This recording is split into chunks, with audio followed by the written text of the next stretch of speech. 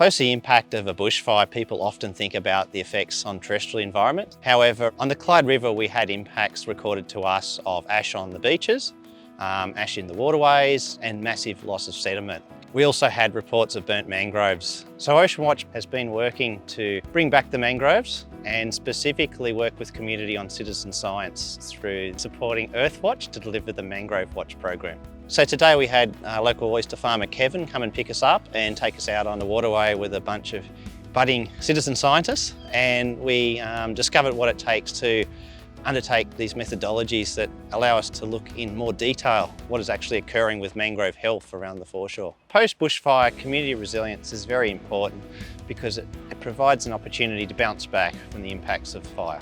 So today was pretty cool because we were able to get together with like-minded people who care about their estuaries and sort of help them on that journey of recovery and longer-term resilience, knowing that what we're working on today will be of great benefit in the future.